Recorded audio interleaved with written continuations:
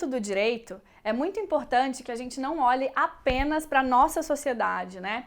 Muitas vezes, outros ordenamentos jurídicos de outros países já tiveram que lidar com alguma questão, algum problema que o nosso direito interno ainda não viu. Por isso, uma das vertentes do direito é o chamado direito comparado. O que o direito comparado faz?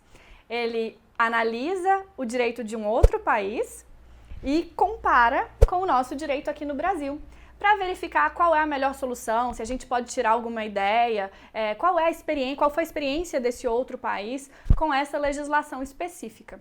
E pensando nisso, e tendo eu estudado muito direito alemão também, eu resolvi fazer um podcast sobre direito comparado, especificamente direito alemão. Meu podcast se chama Última Instância e ele está disponível em diversas plataformas, inclusive no Spotify, no Google Podcasts e no Apple Podcasts. Bom, no Última Instância, eu conto casos, em 10 minutinhos, casos diferentes que foram decididos não por um tribunal brasileiro, mas pelo tribunal alemão, o chamado Bundesgerichtshof, ou BGH. O BGH é correlato ao STJ aqui no Brasil. E tem vários episódios que eu gosto muito. Por exemplo, tem um episódio onde uma estudante de direito muçulmana, ela foi proibida de usar o véu dentro do seu estágio jurídico no tribunal. E ela então ajuizou uma ação pedindo para que ela tivesse assegurado o seu direito de usar o véu, já que ela tem o direito de praticar a sua religião. E lá no meu podcast eu conto como é que o BGH, nesse caso o Bundesverfassungsgericht, decidiu essa questão. Temos também, por exemplo, um caso sobre o direito do McDonald's sobre a marca Big Mac. E o McDonald's perdeu o direito sobre essa marca na Europa. Então, lá no podcast eu conto para vocês. Os episódios são curtos, são de mais ou menos 10 minutos, e eles são interessantes não apenas para estudantes de direito, mas também para estudantes de outras áreas que podem ter contato, né, com o ordenamento jurídico de um outro país e verificar como às vezes questões que para nós são tão óbvias, né? A gente, não, isso aqui é resolvido dessa maneira, em outros países é resolvido de uma outra maneira. Como eu disse, o direito é uma ciência social aplicada.